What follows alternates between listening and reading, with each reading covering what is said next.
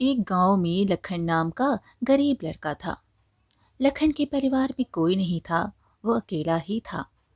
लखन रोज काम की तलाश में निकलता, पर उसे कोई काम नहीं मिलता।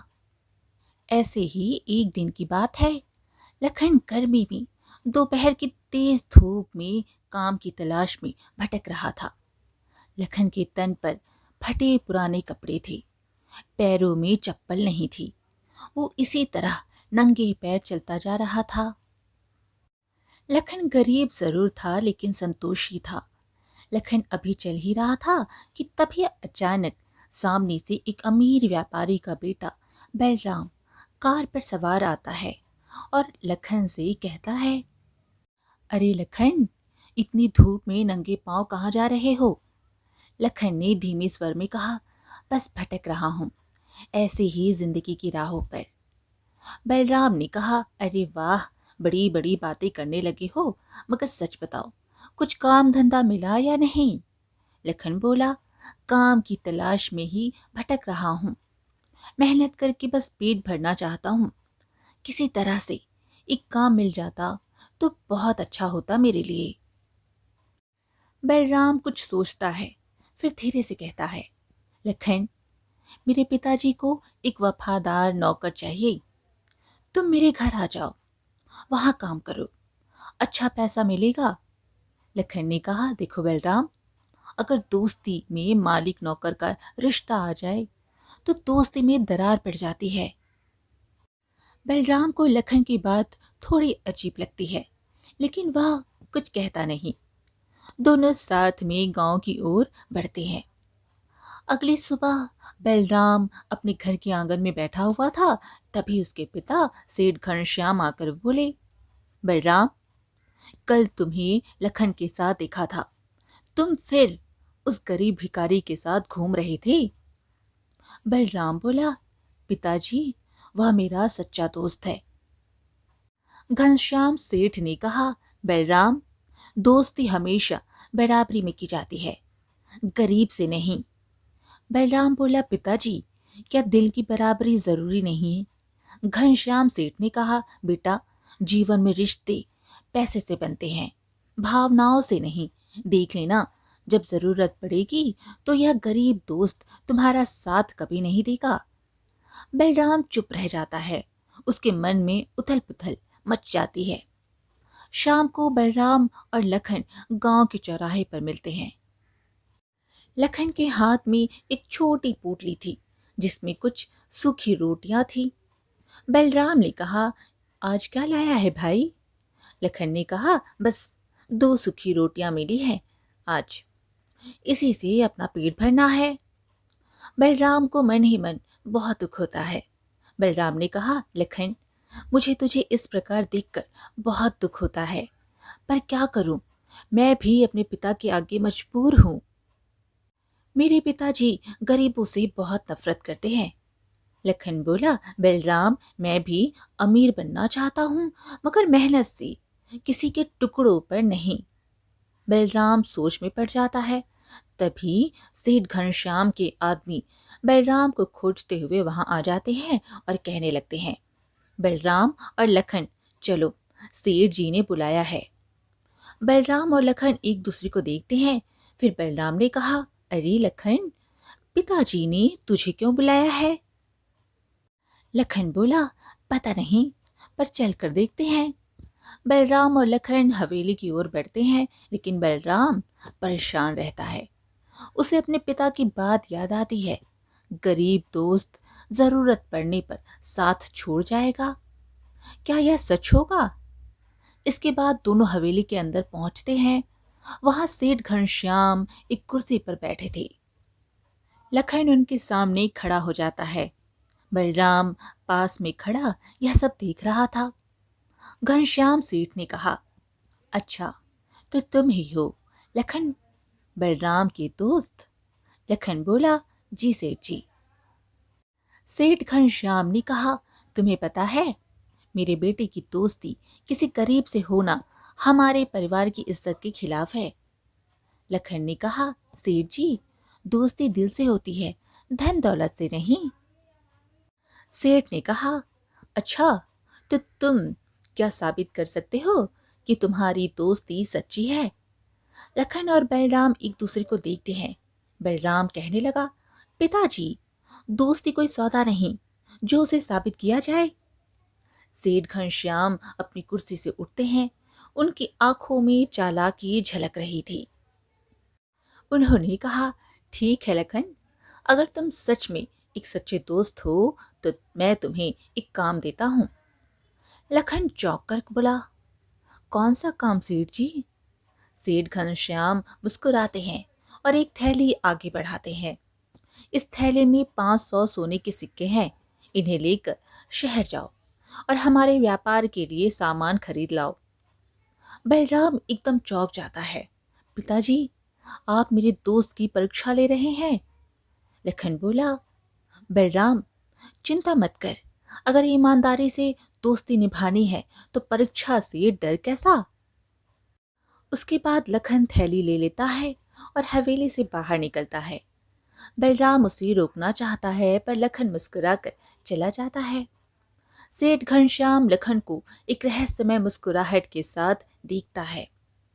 इसके बाद लखन तेजी से जंगल के रास्ते से गुजर रहा होता है कि तभी अचानक दो डाकू उसका रास्ता रोक लेते हैं। अरे रे, लगता है कि थैली में काफी माल लिए जा रहा है। जल्दी थैली इधर दे, वरना जान से जाएगा। लखन पूरी तरह घबरा जाता है।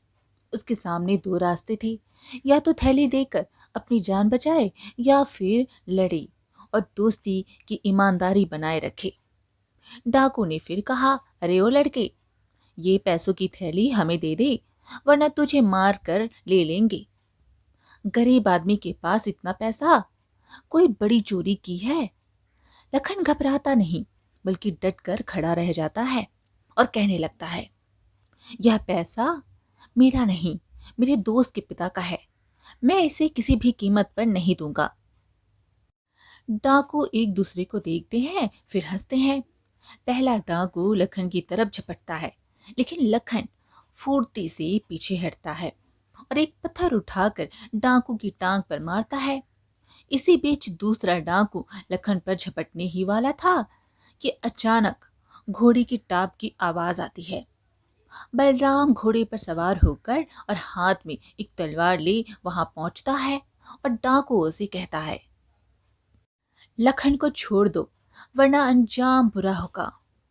डाकू दोनों को घूरते हैं, लेकिन बलराम को तलवार लिए देखकर घबरा जाते हैं। फिर वे तेजी से वहां से भाग जाते हैं। लखन ने अब भी थैली को मजबूती से पकड़ा हुआ था। बलराम ने लखन से पूछा, तू ठीक तो है मेरे दोस्त? लखन बोला, हाँ दोस्त, पर तू यहाँ कैसे आया? बलराम बोला, मुझे चिंता हो रही थी, इसलिए तेरे पीछे पीछे चला आया। फिर दोनों दोस्त एक दूसरे को देखकर मुस्कुराते हैं। बलराम को अब अपने पिता की बात गलत लगने लगती है।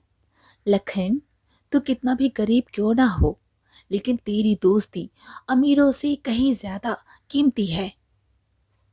लखन मुस्कुरा देता है। इसके बाद लखन और बलराम हवेली में पहुंचते हैं और सेठ घनश्याम के सामने खड़े हो जाते हैं। सेठ घनश्याम गहरी नजरों से लखन को देखता है, क्योंकि उसी ने उन गुंडों को थैली लूटने के लिए भेजा था। घनश्याम सेठ ने कहा, लखन, तो सोने की थैली सुरक्षित लेकर आ गए? लखन ने बिना कुछ कहे थैली उनके सामने रख देता है।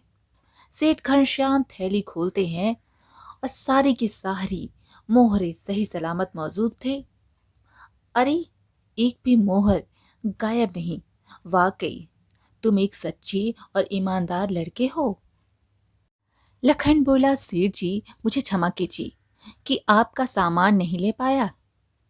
घनश्याम सेठ ने कहा, कोई बात नहीं, मैं वो सामान अपने आदमियों से मंगवा लूंगा। पास में खड़ा बलराम गर्व से अपने दोस्त की ओर देखता है और अपने पिता से कहता है, पिताजी, अब तो आप मान गए कि दोस्ती दिल से होती है, धन दौलत से नहीं। घनश्याम सेठ ने खुशी से कहा, ठीक है लखन, तुमने ईमानदारी साबित कर दी, मगर दोस्ती केवल ईमानदारी से नहीं होती, उसमें भरोसा और बलिदान भी चाहिए। बलराम ने कहा, पिताजी, आपने पहले ही लखन की परीक्षा ले लिया है, अब और क्या चाहिए? घनश्याम सेठ ने कहा, लखन, अब जब तुम्हारी दोस्ती बलराम से हो ही गई है तो तुम हमारे परिवार का हिस्सा बन गए हो, तो मैं चाहता हूं कि तुम मेरे व्यापार में मेरी मदद करो। लखन ने कहा, सेठ जी, मैं यह जिम्मेदारी खुशी खुशी निभाऊंगा, लेकिन। घनश्याम सेठ ने कहा, लेकिन क्या लखन? लखन बोला, सेठ जी, मैं अपनी मेहनत से आगे बढ़ना चाहता हूं, ना कि किसी के एहसान से। सेठ घनश्याम पहली बार लखन की सोच से प्रभावित होते हैं और खुश होते हुए कहते हैं, लखन, अगर तुम मेहनत से आगे बढ़ना चाहते हो तो मैं तुम्हें एक दुकान खोलने में मदद करूंगा, लेकिन आगे का रास्ता तुम्हें खुद बनाना होगा। लखन बोला, सेठ जी, आपका बहुत धन्यवाद, मैं यह मौका पूरी मेहनत से निभाऊंगा। फिर गांव के चौराहे पर लखन की छोटी सी दुकान खुलती है। लखन इस दुकान में अनाज और जरूरत का सारा सामान रखता है। लखन दुकान में बैठा ग्राहकों को सामान दे रहा था। तभी बलराम पहली बार उसकी दुकान पर आता है और लखन से कहता है, भाई, अब तू व्यापारी बन गया। लखन बोला, हाँ, तेरे जैसा दोस्त जो है मेरे पास। लेकिन बलराम, व्यापार में भी ईमानदारी सबसे जरूरी चीज होती है। वे दोनों आपस में बातें करने लगते हैं। तभी वहां गांव का एक गरीब व्यक्ति आता है। वह भूखा और थका हुआ लग रहा था। उस व्यक्ति ने कहा, अरे लखन बेटा, घर में खाना नहीं है, क्या उधार में थोड़ा अनाज दे सकता है? लखन बिना कुछ सोचे चावल की एक पोटली निकालकर उसे दे देता है। बलराम ये देखकर कहने लगा, अरे लखन, अगर हर किसी को उधार देगा तो तेरा व्यापार कैसे चलेगा? लखन बोला, बलराम, अगर व्यापार का मतलब सिर्फ पैसा कमाना होता तो मैं इसे कभी ना करता। मेरा व्यापार लोगों की सेवा के लिए भी है। बलराम उसकी बातों से प्रभावित होता है। वह सोचता है कि लखन का दिल तो वाकई सोने से भी ज्यादा कीमती है। लखन की दुकान धीरे धीरे चलने लगती है। लोग उसकी ईमानदारी से खुश थे। लेकिन यह बात गांव के एक और व्यापारी सेठ रणजीत को पसंद नहीं आती। वह इस दुकान को बंद करवाने की सोचता है। रणजीत सेठ एक योजना बनाता है। शाम को अपने गुंडों के साथ अपनी हवेली के बाहर बैठा हुआ था। अपने गुंडों से कहने लगा, अगर यह गरीब लड़का इसी तरह व्यापार करता रहा तो मेरा धंधा चौपट हो जाएगा, इसलिए इसका कोई इंतजाम करना होगा। उसके गुंडों ने कहा, हाँ मालिक, बिल्कुल, इसे सबक सिखाना होगा, जिससे कि यह अपनी दुकान हमेशा के लिए बंद कर दे। अगली सुबह गांव के बाजार में लखन की दुकान अब चल रही थी। लोग उसकी ईमानदारी और मेहनत की तारीफें करते थकते नहीं थे। लेकिन दूसरी तरफ सेठ रणजीत की दुकान पर भीड़ कम होती जा रही थी। रणजीत सेठ गुस्से में अपनी दुकान के बाहर टहल रहा था। उसके साथ उसके गुंडे भी वहां पर थे। वे सब आपस में बात कर रहे थे। अगर यही हाल रहा तो कुछ ही दिनों में मेरी दुकान बंद हो जाएगी। इस लखन को सबक सिखाना होगा। मालिक, अगर इसकी दुकान में चोरी हो जाए तो लोग इस पर भरोसा करना बंद कर देंगे, और अगर चोरी के लिए इसका ही नाम लगा दिया जाए तो यह गांव छोड़कर भाग जाएगा। रणजीत शातिर हंसी हंसता है, बहुत बढ़िया, आज रात ही इसे बर्बाद करने का इंतजाम करो। आधी रात के समय चारों ओर अंधेरा था। लखन की दुकान बंद थी। दो परछाइयां धीरे धीरे दुकान के पास आती हैं। पहला गुंडा दुकान का ताला तोड़ता है। दूसरा गुंडा दुकान के अंदर घुसकर अनाज की बोरियां बाहर फेंकता है। जल्दी कर, कोई देख ना ले। और फिर सारा माल गायब कर देते हैं। दोनों गुंडे अनाज की बोरियां उठाकर रणजीत सेठ के गोदाम में छिपा देते हैं और वहां से भाग जाते हैं। अगली सुबह गांव में हड़कंप मच जाती है। लोग लखन की दुकान के सामने इकट्ठा हो जाते हैं। लखन घबराया हुआ दुकान के अंदर जाता है और देखता है कि पूरी दुकान लूट चुकी है। गांव वाले कहने लगे, अरे, लखन की दुकान में चोरी हो गई। यह सब कैसे हुआ? अब यह कैसे अपना व्यापार करेगा? तभी रणजीत सेठ आता है। चेहरे पर नकली सहानुभूति का भाव लिए हुए कहता है, अरे, यह तो बहुत बुरा हुआ, लेकिन कहीं यह चोरी खुद लखन ने ही तो नहीं करवाई। गांव वाले चौंक जाते हैं। लखन हैरान होकर रणजीत सेठ की तरफ देखता है। आप यह क्या कह रहे हैं रणजीत सेठ जी? रणजीत सेठ बोला, क्या पता, तुमने खुद ही दुकान लुटवाई हो। इधर बलराम, जो अभी अभी वहां पहुंचा था, यह सुनकर आग बबूला हो जाता है। बस करो रणजीत सेठ जी, आप जैसे लोग मेहनत और ईमानदारी की कीमत नहीं समझ सकते। रणजीत सेठ चौंकता है। बलराम आगे बढ़ता है और गांव वालों से कहता है, सुनो गांव वालों, अगर लखन चोर होता तो वह आप सभी के साथ भी बेईमानी करता। उसने हमेशा सबकी मदद की है, बिना किसी स्वार्थ की। यह सुनकर गांव वाले सहमति में सिर हिलाने लगते हैं। हाँ, बलराम सही कह रहा है। लखन की ईमानदारी पर शक करना गलत होगा। रणजीत सेठ को यह देखकर गुस्सा आ जाता है, लेकिन वह शांत हो जाता है और कहता है, अगर तुम इतने ही ईमानदार हो तो इस चोरी का सबूत लेकर आओ। बलराम बोला, ठीक है, अगर लखन ईमानदार है तो सच खुद ही सामने आ जाएगा। शाम का समय था। लखन ने बलराम से कहा, बलराम, हमें चोरी करने वाले को पकड़ना ही होगा। बलराम बोला, हाँ लखन, तू चिंता मत कर, हम दोनों मिलकर चोर को पकड़ लेंगे। इसके बाद लखन और बलराम रात में सबूत तलाशने के लिए दुकान के पास छानबीन करने लगते हैं। अचानक उन्हें ताले के पास एक टूटा हुआ कड़ा मिलता है। बलराम बोला, लखन, यह तो किसी चोर का कड़ा है। लखन ने उसे ध्यान से देखा और फिर एकदम समझ जाता है, यह कड़ा मैंने पहले भी देखा है। यह तो सेठ रणजीत के गुंडे बिल्लू का है। बलराम ने कहा, तो अब हमें बस उसे पकड़ना है। अगली सुबह गांव के लोग फिर से इकट्ठा होते हैं। रणजीत सेठ आत्मविश्वास से वहां खड़ा था। तो क्या हुआ लखन, चोरी का सबूत मिला या फिर खुद ही मान लिया कि तुम ही दोषी हो? लखन बिना कुछ कहे कड़ा निकालकर सभी गांव वालों को दिखाता है। ध्यान से देखो गांव वालों, यह कड़ा बिल्लू का है। गांव वाले बोले, हाँ हाँ, लखन ठीक कह रहा है, मैंने भी यह कड़ा बिल्लू के हाथ में देखा था। अब बोल बिल्लू, देख, सच बताने में ही भलाई है। बिल्लू डर कर कांपने लगता है। वह सबके सामने सच उगल देता है, मैंने कुछ नहीं किया, यह सब रणजीत सेठ के कहने पर किया था। चोरी का अनाज उसी की दुकान के गोदाम में रखा है। गांव वाले सुनकर गुस्से में आ जाते हैं।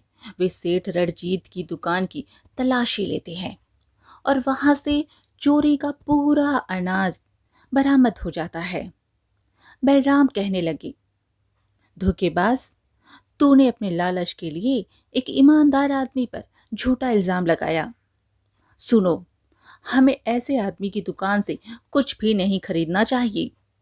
यह सुनकर रणजीत सेठ गुस्से में आग बबूला हो जाता है और लखन के दोस्त बलराम को मारने की योजना बनाने लगता है। अगली सुबह बलराम काम से बाहर जा रहा होता है।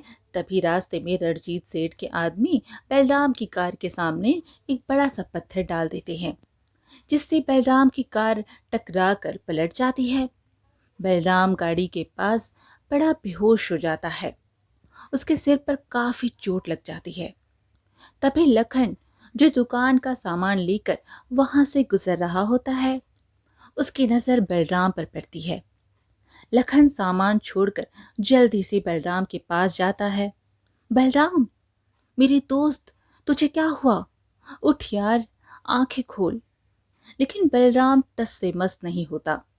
इसके बाद लखन जल्दी से बलराम को उठाकर अस्पताल की ओर दौड़ता है। कुछ ही देर में वह अस्पताल पहुंच जाता है। डॉक्टर साहब, जल्दी से मेरे दोस्त को देख लीजिए। इसके बाद लखन बलराम को बेड पर लिटा देता है। बलराम का इलाज शुरू होता है। जल्द ही बलराम के माता पिता भी अस्पताल पहुंच जाते हैं। लखन बेटा, बलराम कैसा है? लखन बोला, सेठ जी, बलराम का इलाज चल रहा है। तभी डॉक्टर बाहर आता है और कहता है, सुनिए, बलराम के सिर पर काफी गहरी चोट लगी है और काफी खून भी बह गया है। इसके लिए जल्दी से आप बी ग्रुप के ब्लड का इंतजाम कीजिए। यह सुनकर सभी की आंखों में आंसू आ जाते हैं। तभी लखन बोल पड़ता है, मैं ऐसा होने नहीं दूंगा। डॉक्टर साहब, आप मेरा खून ले लीजिए। मैं और बलराम काफी समय से एक साथ हैं। मुझे उसकी सारी बातें पता हैं और हमारा ब्लड ग्रुप भी एक जैसा ही है। उसके बाद डॉक्टर लखन का खून बलराम को चढ़ाने लगता है। कुछ घंटे बाद बलराम को होश आ जाता है। लखन ने पूछा, बलराम, तू ठीक है ना? बलराम बोला, हाँ लखन, अब मैं ठीक हूँ। इसके बाद दोनों बाहर आते हैं। बलराम के माता पिता उसे देखकर बहुत खुश होते हैं। लखन, तुम्हारा बहुत बहुत धन्यवाद।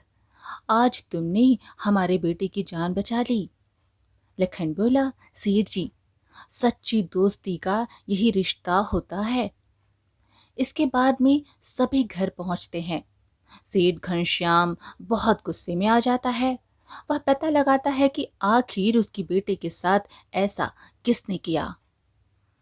तभी वहां गांव का एक युवक मोहन घनश्याम सेठ से मिलता है, जिसने रणजीत सेठ के आदमियों को ऐसा करते देख लिया था। मोहन सेठ घनश्याम को सारी बात बता देता है, क्योंकि रणजीत सेठ ने उसके साथ भी बहुत बुरा बर्ताव किया था। इसके बाद सेठ घनश्याम पुलिस को बुलाकर और रणजीत सेठ के खिलाफ सबूत इकट्ठा कर उसे जेल भिजवा देता है। इसके बाद दोनों दोस्त बलराम और लखन खुशी खुशी गले मिलते हैं।